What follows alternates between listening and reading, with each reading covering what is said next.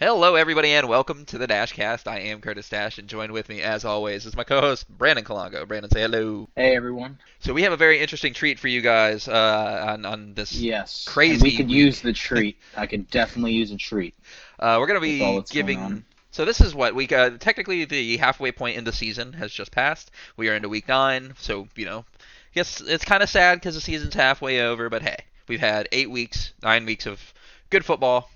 Well, depending on who you ask. And we're going to give you our top 10 teams total from both conferences.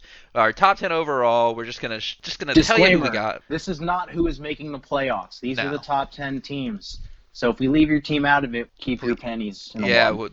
well, like odds are you'll be fine, but Brandon, and it's funny because when I was actually thinking about this, and I had wrote my 10 teams down, and we were talking about this off air. I kind of had the thought of like, oh, maybe these are going to be too similar of a list, and obviously they kind of ended up being the same teams, maybe, but in several different orders. I think it'll make this conversation a lot of fun, and because I don't have a soul, I'm going to make you go first. Who's your number one team and why? So I actually changed this at the last second like we were talking about. And the reason why I changed it, I'm doing a top 10 right now. So this has to do Sure. with lots of things. How long quarterback and said team have been together, quarterback coach, things along those lines. I'm also looking at defenses and teams that are able to play in the cold. Because that definitely does matter towards the back end of the year. Exactly. So I'm looking for physicality as well. So with all that being said, I had to make a slight adjustment. I would say at number 1, I got Kansas City. I just like the way the team feels with Mahomes at quarterback. Andy Reid, not much has changed from their championship team last year. They're in a very good spot, pretty much in the driver's seat. I have seen Mahomes make some questionable throws that could have resulted in picks. Nevertheless, he only has one to show for it. So Kansas City, I would say, is the best team in the league right now. That said, it's a perfect way to go into my number 2 team. I've got the Tampa Bay Buccaneers. Yes, Brady is able to play in the snow. He's played in the snow for a long time. But this Tampa Bay team, they're going to need to get used to it. They've got a great physical defense. They can stop the run. They're the best at stopping the run. They do give up a little bit more passing yards for my liking. It's still yet to be determined on how disciplined they're going to be in terms of not having a lot of penalties. I think they'll play they have 2 losses. I don't hold the first loss too much on them because, Yeah, I'm in agreement that with Saints you team there. has been together. And so they had to come together and figure out how they all work. Like I said, it's yet to be determined on if they're going to play disciplined and not have a lot of penalties. But I like the direction that the team's in. And at this point in the year, I have to put them number 2. However, I think by the end of the year, they'll be number 1. So with that said, we'll go to number 3, the undefeated Pittsburgh Steelers. I have been trying so hard to give them their props, and I know some people might say that 3 isn't really their props, but I genuinely think that top 5 in the list are all Super Bowl contenders. So with that said, the Steelers haven't really had that many tough wins except for their last 3. The last 3 were pretty impressive wins. They crushed the Browns. Obviously, winning last week, beating the Ravens shows they're a better It's a team big as quality of win now. there too. Yeah. And so, I would say they're headed in the right direction, and it looks like they'll probably win the next 3. They're gonna have a very good record by the end of this. Next, we got to go Seattle. In Russ we trust. They Mr. Unlimited. Now he did allow the Cardinals to That pull was a a fast bad one on him. game by It was Mr. a Russ. bad game. It was a bad game. However, he's got enough playoff experience. He'll bounce back from it. Baltimore, right behind them. I still haven't seen Lamar put up the big win, obviously. We've all been waiting for that. I think we'll see it actually the next time they play the Steelers. I'm not convinced that, anything's tainted. I just, hey, sometimes you start off slow. I think that's fair. That's very fair. Yeah. Behind them, I've got Tennessee Titans. Reason why? No kicker. What are you guys doing? We talked about this a little briefly off air too. If they had a kicker, they would be top 5. Yeah, I actually have a question about the Titans to ask you. We were looking at the top 5 in terms of passer rating, right, for the quarterbacks.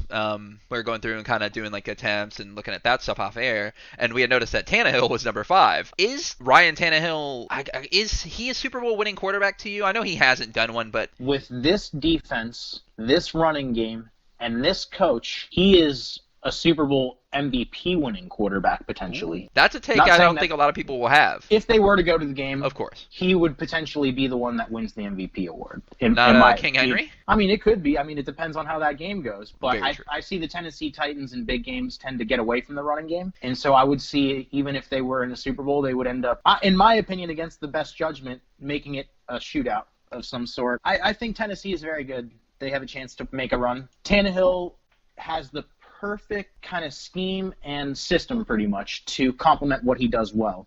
And so they're not asking too much of him. No, And not at all.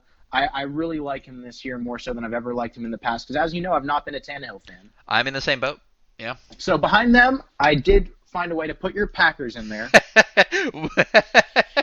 We were giving each other crap about this earlier. Only because they play in the snow. No, I'm just kidding. You're the worst. Their defense and their defense isn't as good as I'd like. They're not as physical as I'd like. They also scare me as soon as they have to face even the tiniest bit of adversity, like what ended up happening with the Bucks. So I don't. Yeah. But if everything goes perfect for them, they're a great team. So that's all I can really say Fair. about that. Then we got to go to Indianapolis. I think this is a team that is better than people are giving them credit for. Rivers is doing a little better in this system than I realized that he would, and they do such a good job of protecting him that their offense is able to do just enough with their defense being one of the top defenses.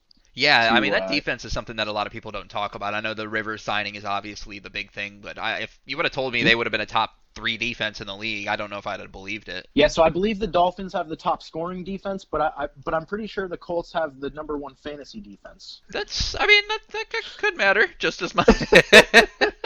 Well, it's usually reflective of course, causing turnovers, things like that. Of course. Holding teams to low scores. At 9, I got Chicago. They've got an excellent defense. They're built to play in the snow, a great pass rush, and Super Bowl winning quarterback. So ultimately, that's a great recipe to do well. They're a physical team. They could use a little more weapons on offense in terms of the running game, but overall, their defense is so solid, and that pass rush is going to put a lot of pressure on people, and they got old Nicky Foles. And so lastly, I got to put the Bills in there. Now, the Bills barely squeaked in here because let me tell you, there was a bunch of teams that I was wrestling with that I wanted to put in front of them. In fact, the Saints, looking back on it, didn't make this list, and that, in my opinion, is a toss-up. We're going to see what happens this week. However, I foresee that the Tampa Bay Buccaneers will win this week, and it will therefore prove me right. But I didn't like the Bills showing last week.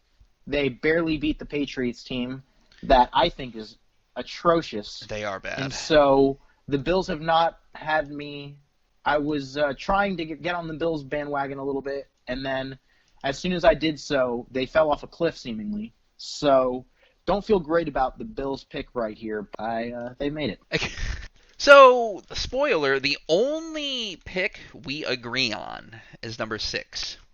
But I'll go ahead and start with number 1 here. I actually have the Pittsburgh Steelers, and I think we talked about this with our top 3 and things like that. I feel like the top 3, 4, or 5, like you were saying, Super Bowl contenders, and you could easily switch the first 2 around. Everything you said for the Chiefs is 100% right. They are a dangerous team, one of the most dangerous teams. But I like the fact that the Steelers have not dropped a game. They do have a couple quality wins. They've got a soft schedule coming up. I think at the moment they're in the driver's seat to continue to be a really, really good team. But they're definitely going to have to win those very winnable games to continue. Do you think they're going to sweep the Ravens this year? Yeah, I think so. Okay. Moving on here, I've got Kansas City at 2. I think that's the only logical explanation if they're not at number 1. It's not much I can say about the Chiefs that doesn't get said like every 5 seconds. Mahomes is great. That team is ridiculous. The defense is pretty good too. I mean, they're good. That's all it is. Number 3, Seattle. I've said this on record plenty of times. I'm afraid of Russell Wilson. I fear no quarterback in the league more than Russell Wilson. And he's been playing electric. Now, that bad loss against Arizona, that 3-pick game, maybe it might have shown something about Arizona, or not Arizona, but about Seattle. I could be reaching there too. Like what? Maybe it just takes some athletic plays to get Russell Wilson off of his game if they're not relying completely on Metcalf, who, by all accounts, had a great game. And I believe Lockett had a great game that day, too. Yeah, I don't know if I would even say athletic. I would say well coached. That Cardinals defense was disciplined. They got their head around. Russ gets away with sneaking some passes in a lot of times on defenders that get burnt. And the Cardinals had no part of it because they got their head around and turn those into interceptions. Well, and there was that one really bad interception that Russ threw off his back foot, rolling to his right, which was just he, like you said, he got cocky. He tends to do that a little bit and kind of thinks he can get away with that. Arizona was not having it. Moving on to number 4 here, I have your Tampa Bay Gronkaneers. It's strange because I want to put them higher, but that Bears loss bothers me a little bit more than it should. Hey, and what about that Giants barely beating the Giants? And it's weird, but you do, like your point of bringing up that this team has not been together, and the fact that as of week 9, Antonio Brown will be starting for that team, we could have just seen the tip of the iceberg with how good this Tampa Bay team can be, especially Brady throwing to AB, who, I've said this before, he had like a quarter and a half of it. It looks so good. That's crazy. I hope I'm wrong a little bit because my 5th team is, of course, my Green Bay Packers. Aaron Rodgers having a great season. We're beat up defensively. Aaron Jones has been out a couple of games. But like you said, that defense is bad anyway. If we're not outscoring teams, if everything doesn't go perfectly on offense, I don't think we can win against a lot of the, I would say probably all 4 of those top teams I mentioned, the Steelers, Chiefs, Seahawks, and Bucks. If we can't outscore you, I don't think we can beat you. Which is, I guess, a silly thing to say, but right. It's unfortunate. It's just an offensive-based team that did nothing in the trade deadline. But yeah, they're still number 5 for me because I'm a little bit biased. Moving on, of course, I spoiled this to begin with, Tennessee Titans. Not much to say about Tennessee. They could have been higher on this list, provided, like you said, they make some kicks. That Steelers team might not be undefeated anymore. They wouldn't even that's the only reason they're number 1 on this list. So if Tennessee could pick up that game, I think we looked at a couple of their quality wins and losses too, and they just don't look all that great. Now Tannehill, like we had stated before, is looking good. He's proven a little bit of the doubters wrong, including myself, and I was a doubter. And depending on how high you rank Buffalo, Tennessee's win becomes higher quality. True. I have Baltimore at number 7, and the only reason they are not higher on this list is both of their losses are just proof that yet again Lamar Jackson cannot win a big game. I gotta see it. Just give me one. That just feels so low, though. I agree. Can you believe if I told you before the season you were gonna have the Ravens at 7? That was my Super Bowl pick. Ravens and Packers. Like they were my pick to go. Man, it's those quality losses, and their schedule really hasn't been all of that demanding. So I think that's why they're a little bit lower. And of course, it's only halfway through the season. It's definitely gonna change at some point. But at the moment, they're kind of they're not the team that I thought in preseason they were going to be, which might be my own fault for overstating them. But I mean, Lamar Jackson was so good last year, man. Like, I just want to continue to see him carry that team and that team just get good. And, they defensively got better, but it's interesting. That sophomore slump, even if it doesn't come in your sophomore year, it shows eventually up at some gets point. you. It's like that freshman 15. We'll call it a slump year. Every quarterback is due for a slump year. 1,000%. It's most often after their rookie season. Yeah, it's when everybody gets a second round of tape to start watching. You've had a year to watch this guy. And defenses, NFL players are smart. Defenses are smart. Coaches know what they're doing. They're going to go after people. Some coaches are smarter than others. Some coaches are definitely smarter than others. Moving on to number 8 here. Speaking of Buffalo, I have Buffalo at number 8. They could have been higher on this list too. It just has to do with Josh Allen's. I don't know if it's poor play, but I would say less than stellar, mediocre. So, for someone that gives me a hard time about being hard on people, you're being awfully hard on poor Josh Allen when his receivers can't catch a pass to save their lives. I believe they're first or second in the league in drops. And to be fair, he's number 5 in passing yards. So which I kind of didn't pay attention to. And his passer rating isn't bad. I just felt like those last couple of games he played were not like the first 4 games he was 16 TDs to like 2 INTs or 4 INTs. He was looking good. That team looked great. I know they can do it. I just need to see it. I have the Saints at number 9. And the thing that bothers me about this team, about putting them this high, is I don't know. I think I'm only giving it to them on the coattails of Drew Brees. And you brought up a really good point about that, and he's only a year younger than Brady or something like that, and that gets swept under the rug so much. And their coach, don't forget who coaches that team. Sean Payton has proved to be a very good coach. They're well coached in terms of that. And this is And look at what they did with Bridgewater. 5 wins. The guy signs a giant contract. Now he's starting for the Panthers, who are beat up themselves. And that said about the Saints, I don't know if I believe in them right now. If they can heal up and get Michael Thomas back, and that team can start gelling, maybe we'll see those games because I had the Saints and the Buccaneers games as much like instant watches, must watch. And it's not that the Sunday night game is not a must watch, but it's not nearly as exciting as I was thinking it was going to be at the beginning of the season when both of these teams were going to be like 7-1 or something like that going into this game. I don't know because hey, it's still a rivalry game. True, still a division game. It's at Tampa Bay. I mean, and I think it's supposed to. It might be a little bit rainy. I'll have to look into that, but I guess that's not the point. You'll hear about that in our pick'ems. But moving on here to number 10, I'm going to have our dark horse pick in the Arizona Cardinals. That win over Seattle was a big, big win that I was dead wrong on because I didn't think they had a chance. They might. I mean, Kyler Murray's playing well. Kenyon Drake's a little bit injury prone, but their backups are taking over for it. DeAndre Hopkins has played well. Of course, you got Larry Legend on that team. Interestingly enough, that was the team I was going to swap in front of Buffalo. That's hard. I feel like your top five or top six that you had listed, like you said, they're Super Bowl contenders, 100%.